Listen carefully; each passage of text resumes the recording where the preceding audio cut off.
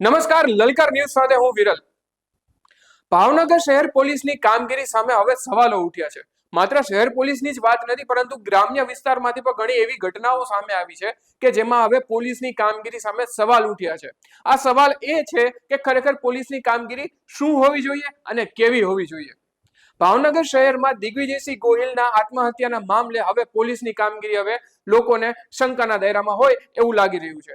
આ સમગ્ર વિશે વાતચીત કરીએ પહેલા લલકાર ન્યૂઝને લાઇક, શેર અને સબસ્ક્રાઇબ અવશ્ય કરજો. ભાવનગર પોલીસ કેટલાક સમયથી તેમની કામગીરીને લઈને ચર્ચામાં છે. આ ચર્ચા કોઈ સકારાત્મક નથી, પરંતુ આશંકા હોય એવું વ્યક્ત થઈ રહ્યું છે. ભાવનગર શહેરના ઘોઘા પોલીસ સ્ટેશનના હેડ કોન્સ્ટેબલ દિગ્વિજયસિંહ ગોહિલે ડ્યુટી દરમિયાન આત્મહત્યા કરી હતી. તેમના પરિવારજનોનો એવો આક્ષેપ છે કે પીએસઆઈ ગોસ્વામી તેમની ઉપર માનસિક ત્રાસ ગુજારતા હતા, તેમના કેરિયર ખતમ કરી નાખવાની વાત કરતા હતા. મુદ્દો ત્યારે સામે આવ્યો જ્યારે પોલીસ કોન્સ્ટેબલ પાસે એક કેસને લઈને તપાસ સોંપવામાં આવી. થોડા દિવસ પૂર્વે ઘોઘા પોલીસ મથકના હેડ કોન્સ્ટેબલ દિગ્વિજયસિંહ ગોહિલે તેમને ચાલુ ફરજિયાથી નીકળી ભૂતેશ્વર ગામની સીમ પાસે ઝેરી દવા પીને આપઘાત કરી લીધો હતો.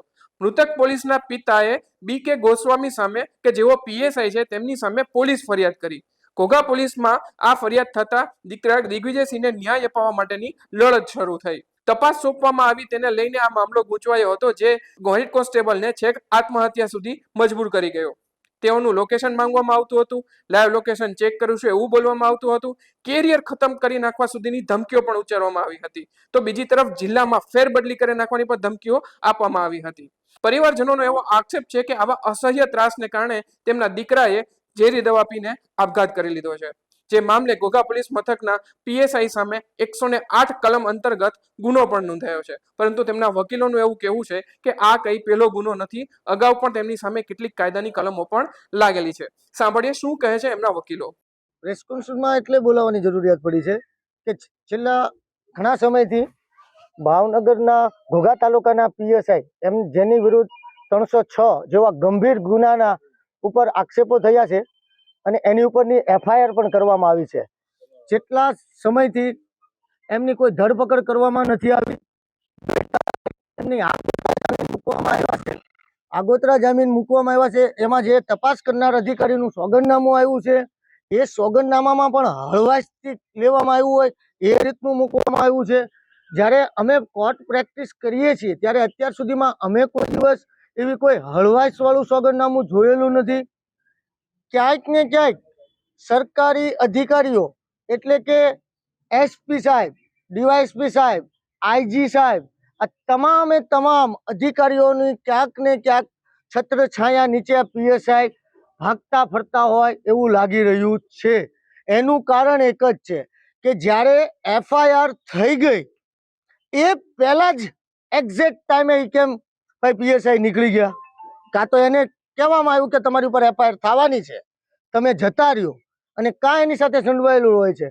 અત્યાર સુધીના 306 ની અંદર કોઈ દિવસ એવું બનેલું નથી કે ભાઈ પકડ્યા પહેલા એફઆઈઆર થઈ ગયું હોય, એવું નથી બનેલું. આમાં એમ બન્યું કે તમે જાઓ પછી એફઆઈઆર બનેલી છે. એટલે ક્યાંક ને ક્યાંક મોટા અધિકારીઓ એમની સાથે સંડવાયેલા છે. જો phone details, phone call record અને પીએસઆઈની છેલ્લી સ્થળ સિચ્યુએશન, સ્થળ સમય જોવામાં આવે તો 110% આના તમામ અધિકારીઓ જે છે, જે એને છાવરે છે, એની તમામ રેકોર્ડિંગ એની અંદર રેકોર્ડ આવશે ને આવશે. કેમ ભાઈ આને નહીં એટલે શું પીએસઆઈ દરજાનો વ્યક્તિ છે એટલે એને ગુનો કરવાની છૂટ છે, એને છટકબારી કરવાની છૂટ છે. જ્યારે આ જે સુસાઇડ કર્યું છે એ પણ એક કર્મચારી છે, એ પણ એક પોલીસ અધિકારી જ છે. એને પાસે સ્ટાર નથી, ફરક એટલો છે. એની પાસે સ્ટાર નથી. એ કોન્સ્ટેબલ છે, હવાલદાર હોય કે જમાદાર હોય કે એક સ્ટાર હોય, એની પાસે 2 સ્ટાર નથી એટલે કોઈ એના અધિકારીઓ એની ફેવરમાં નથી. કેમ ભાઈ સુસાઇડનું જ્યાં મોટા ભાગેના કિસ્સા એક જ દિવસના 3 કિસ્સા બન્યા હતા, 3 એ 3માં નીચલા કક્ષાના કોન્સ્ટેબલ કેમ સુસાઇડ કર્યું, કેમ બીજા અધિકારીઓ નહીં? આના જ કારણે કે અધિકારીઓ, મોટા અધિકારીઓ નાના અધિકારીઓને દબે છે, અને જ્યારે મોટા અધિકારીઓ આવો ગુના કરે છે ત્યારે એની ઉપરના મોટા અધિકારીઓ એને છાવરે છે. બીજી તરફ પોતાની ધરપકડને ટાળવા માટે પીએસઆઈ ગોસ્વામીએ ભાવનગર કોર્ટમાં આગોતરા જામીન માટેની અરજી કરી દીધી હતી. કોર્ટે બંને પક્ષના દલીલો સાંભળીને મુદ્દાને ગંભીર ગણાવીને એ વાત નક્કી કરી કે હવે આ કેસની વધુ સુનાવણી આગામી 7મી તારીખે થશે. તો બીજી તરફ આગોતરા જમીનને લઈને કોઈ પણ સુનાવણી થાય એ પહેલા જ પોલીસ મથકમાંથી આ પીએસઆઈ રજા પર ઉતરી ગયા હતા.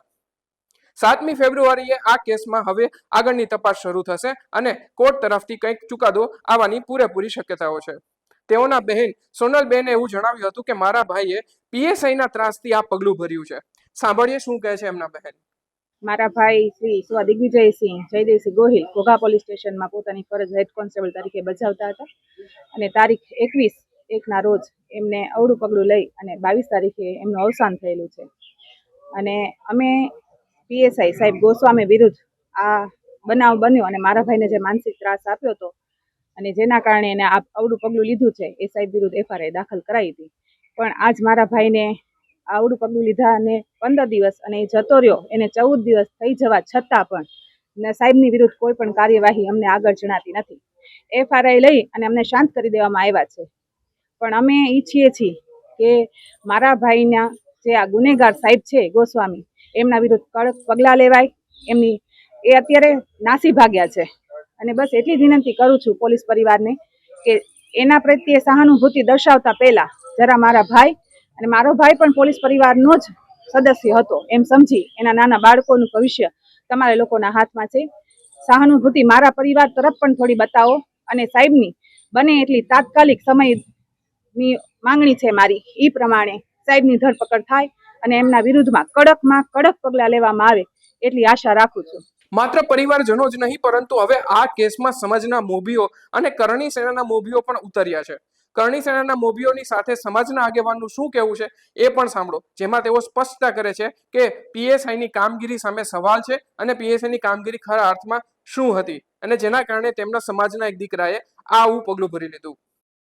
અમે આજે રજૂઆત કરવા ગયા હતા. સાહેબે જે અમને લેખિત રજૂઆત કરવાની કીધી હતી પરિવારને, એ લેખિત રજૂઆત આજે થઈ છે અને સાહેબે અમને આશ્વાસન આપ્યું છે કે 100% એમાં ન્યાયિક તપાસ થશે, ન્યાયિક ફરિયાદ થાય એવા પ્રયત્નો 100% થશે. અને અમે એ વિશ્વાસના આધારે જ અમે આ આંદોલન મુવમેન્ટ જે કાંઈ અમે કહો, અમે અત્યારે જે બેઠા છીએ માત્ર ને માત્ર તંત્રના અને સાહેબના ભરોસે જ બેઠા છીએ. જો એમાં કંઈક ન્યાય મળશે એવી અપેક્ષા સાથે જ અમે બેઠા છીએ. હા, એટલે એ તપાસના ભાગરૂપે એ લોકોએ એમની પાસે FSL ને ત્યાં મોકલવા માટે રાખી હતી એવું અમને જાણ કરવામાં આવી છે. હવે પણ એ જેટલું બને એટલું ઝડપી મળી જશે એવી અમને અત્યારે વાત થઈ છે. એ તો શક્ય જ નથી કે એવું ન થાય, કારણ કે જે વ્યક્તિની સામે આ ગુનો નોંધાય એમ છે એ વ્યક્તિ તો મૂળ તપાસ અધિકારી, ટૂંકમાં સ્થળ ઉપર પહોંચનાર જ પહેલો વ્યક્તિ એ હતો. એટલે જે વ્યક્તિ પોતે ગુનાનો ભોગ બનવાનો છે એ જ ત્યાં સ્થળ ઉપર પહેલો પહોંચે તો એ તો પોતાના બચાવ માટે ગમે તે કરી શકે. અને હું દિલથી વ્યક્ત કરું છું કે મારા જે અમારી માંગણી હતી પરિવારની અને જે સાહેબના ત્રાસના કારણે મારા ભાઈએ અવળું પગલું ભર્યું હતું તે માણસની સામે આજે કાયદેસરનો ગુનો નોંધાયો છે, એફઆઈઆર થઈ છે. અને હજી હું એવી જ આશા રાખું છું કે એમાં યોગ્ય પ્રકારની કાર્યવાહી આગળ થાય અને એને કડકમાં કડક સજા થાય અને એના જે ઉપલા અધિકારીઓ છે એ પણ સહકાર આપી અને એ માણસને જે પણ કાંઈ મારા ભાઈને માનસિક રીતે ત્રાસ આપી અને એના મૃત્યુના જવાબદાર છે તેને જે એમાં લાગુ પડતા હોય એ બધા જ કાયદાઓ ને પ્રમાણે એને સજા કરાવે. જે સુસાઇડ કર્યું તો કહેવા માંગુ છું કે આજે પોલીસમાં જે પણ ભરતી થયા હોય એ માનસિક કેટલા મજબૂત હોય, તો એમને કલ્પના કરો કે કેટલો માનસિક ત્રાસ દેવામાં આવ્યો છે, ત્યારે આ વસ્તુ થઈ હશે. તો એમને વહેલી તકે ન્યાય મળે. અને ગુનો પહેલો તો પ્રાથમિકતા એ છે કે ગુનો દાખલ થવો જોઈએ. આજ સુધી 2 દીમાં ગુનો દાખલ નથી થયો, તો ગુનો દાખલ થવો જોઈએ, એના ઉપર એફઆઈઆર ફાટવી જોઈએ ગોસ્વામી પીએસઆઈ ઉપર અને અહીંયાથી બદલી થવી જોઈએ. તમે જોશો આ આંદોલન પછી લગભગ ક્ષત્રિય સમાજના જેટલા પણ અધિકારી હોય કે પોલીસવાળા હોય એમને ક્યાંક ને ક્યાંક માનસિક ત્રાસ દેવામાં આવ્યો છે, ક્યાંક ને ક્યાંક બદલી કરવામાં. તમે જોયું હશે સુરનગરમાં 3 પોલીસ કર્મીને ખાલી ગુનેગાર જોડે ફરવા ગયા હતા એમાં ડિસમિસ કર્યા હતા. તો આ ક્યાંનો ન્યાય ને? અત્યારે આ 2 દીથી આ સુસાઇડ થયું છે, આખો પરિવાર કહે છે એમના પુરાવા નાબૂદ કરવામાં આવે છે, એટલે સુધી ગુનો કરવામાં આવે તો હજુ એના ઉપર કોઈ એક્શન લેવામાં નથી આવ્યા. તો આ પછી ક્યાં લગી હાલશે? એટલે એના માટે વધુ બને ત્યાં સુધી સરકાર જલ્દી નિર્ણય લે, નહીંતર આનું પરિણામ ખરાબ આવશે. ભાવનગર શહેર પોલીસ જ નહીં પરંતુ ગ્રામ્ય પોલીસની કામગીરી પણ ક્યાંક આશંકાના દાયરામાં હોય એવું સ્થાનિકોને લાગી રહ્યું છે. કારણ કે ગ્રામ્ય વિસ્તારમાંથી એક માલધારીને માર મારવાનો મામલો હોય, એ પેલા કોઈ યુવકને માર મારવાનો મામલો હોય કે પછી પોલીસે પોતાની રીતે મનગણત નિર્ણયો લઈને આગળ વધવાનો મામલો હોય, પોલીસની કામગીરીને લઈને સ્થાનિકોમાં હવે આશંકા છે કે ખરેખર પોલીસની કામગીરી શું હોવી જોઈએ અને કેવી હોવી જોઈએ. આ કેસમાં ખરા અર્થમાં પોલીસની કામગીરી ઉપર સવાલો તો ઉઠ્યા છે, પરંતુ પોલીસ બેડામાં પણ ક્યાંક હવે એક અધિકારી બીજા અધિકારી સામે કોઈક મોરચો માંડ્યો હોય એવો કોઈ માહોલ નથી, પરંતુ કોઈ છાવરવાની નીતિ હોય એવું લાગી રહ્યું છે. પરિવારજનોના આક્ષેપ વચ્ચે આ માહોલ અને આ ન્યાય ખરેખર મળશે કે પછી ભીનું સંકેલાશે, એ વિશે કમેન્ટમાં અવશ્ય જણાવજો.